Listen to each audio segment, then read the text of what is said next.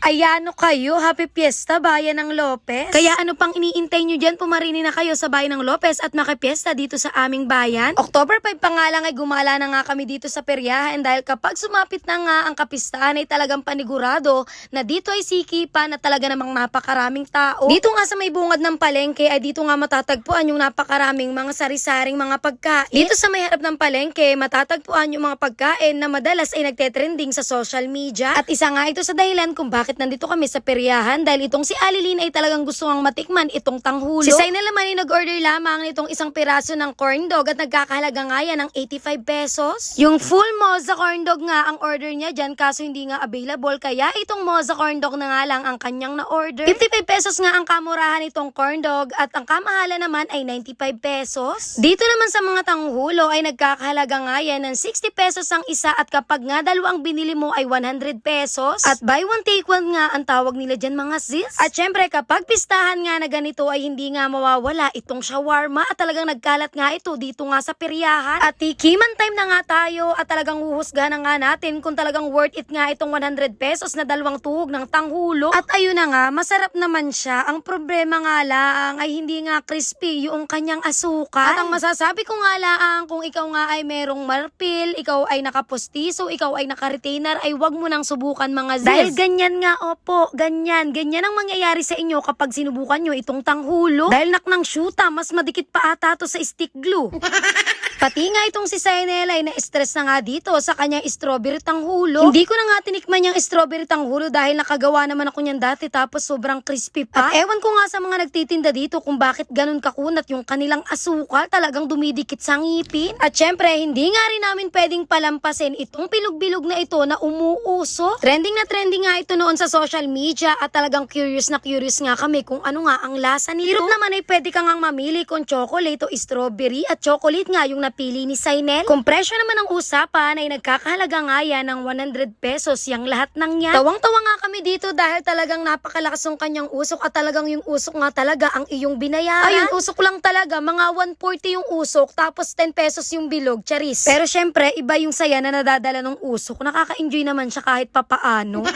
O diba, sabi ko naman sa inyo na napakahirap kainin nga nitong tanghulo. Kaya naman yung kahuliang tanghulo ay binigay na nga sa akin ni Sainel. Masarap naman siya dahil grapes nga tapos juicy nga siya inside. Pag kinagat mo talaga, magtutuluan talaga yung kanyang mga juice. Ang problema lang talaga ay yung asukal dahil sobrang madikit nga siya sa ngipin. Pagkatapos namin dun sa mga pagkain na gusto nga namin tikman ay dumiretso na nga kami dito sa mga pamilihan nitong mga sari-saring mga gamit. Iba't ibang mga klaseng kagamitan sa bahay at iba't ibang style ng mga damit nga ang pwede mong mabili dito sa peryahan. Sobrang mura nga ng bilihin dito, lalong-lalo na itong ang mga laruan. Tuwang-tuwa nga kami ni Ali dahil 3 for 100 lamang. Sa halagang 100 pesos ay meron ka ng 3 laruan at pwedeng-pwede ka ngang mamili kung ano nga ang gusto mo. Sabi ko nga kay Ali ay ibili nga si Axo dito dahil sobrang mura nga. Talaga namang pag may 100 pesos ka ay talagang masaya na nga ang batuta. At pagkatapos, as a crop top girl na talaga namang laging naka-crop top kahit nga talagang mga buyan-yanin ay napapunta nga kami dito sa mga bilihan ng mga crop top. Sobrang kapal nga ng tela nito mga mare kaya naman talagang nainganyo nga kaming bumili. Bukod sa makapal nga yung kanyang tela ay talagang napakamura nga lang dahil sa halagang 150 ay talagang meron ka nang 2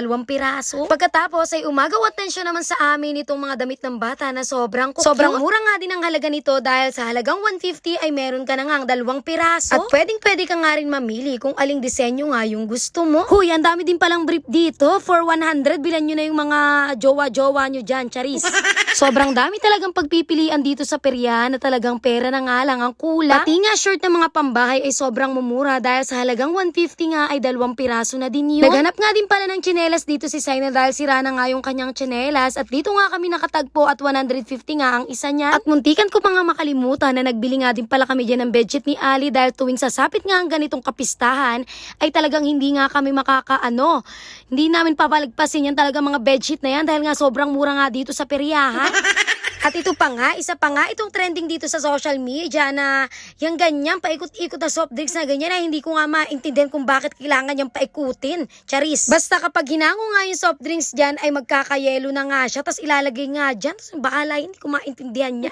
Bumili nga lang ng 1 piraso dyan si Ali dahil gusto nga yan tikman ni Sainel dahil nga, syempre trending nga yan, gusto din niyang subukan. Tapos ayun, yun na yun at nagkakahalaga nga yan ng 45 pesos at mukhang masaya naman itong bata. Kaya na nga kami sa paglalakad dahil papunta naman naman kami dito sa may mga rides. Sobrang dami nga rin pagkain na pagpipilian dito at karamihan nga dito ay mga Filipino street foods. At talagang ikaw na nga lang ang mamimili kung ano nga yung iyong kakainin. At ito nga ang calamares ang talagang hindi nga namin pwedeng palampasin. Dahil amoy pa lang ay talagang hahanapin mo na nga kung saan nga ito nang gagaling. 20 pesos nga pala mga sis ang halaga ng isang tuhog ng calamares dito sa amin sa bayan ng Lopez. At syempre isa pa ito, may all-time favorite ang Proben. Hindi nga talaga pwedeng palampasin ito kapag ganito ngang napakarami nga ng pagkain na matatagpuan. Itong mga pagkain na ito ang hindi talaga nakakasawa kahit araw-araw mo nga itong kainin. Habang kumakain ay naglalakad nga kami papunta dito sa mga rides at napakarami nga ditong pwedeng sakyan ng mga bata. Gusto mo ang mahilo at magsinigaw ay dito ka nga sumakay sa biking. Sa mga matatanda naman ay napakarami din ditong mga laro na pwedeng ang paglibangan. May piso-piso nga ang taya at dito nga talaga ako na humali. Hindi naman ako tumaya pero napakalaki pala ng tama dito dahil sa halagang 20 pesos ay mananalo ka nga ng 80 pesos. Ngayon ko nga lang nalaman ito kaya pala sobrang dami ng tumataya dito. Sobrang dami din ng nagko-color game dito at mamimili ka nga lang kung saan ka nga tataya. Sobrang dami nga ng tao dito at talagang parang mga guyam na nga sila sa sobrang dami. Dumating na nga rin pala itong aking pamangkin at kapatid kaya naman iniwanan ko na nga sila dito dahil talagang ako ay napapagura na. At yun lang, happy fiesta, bayan ng Lopez!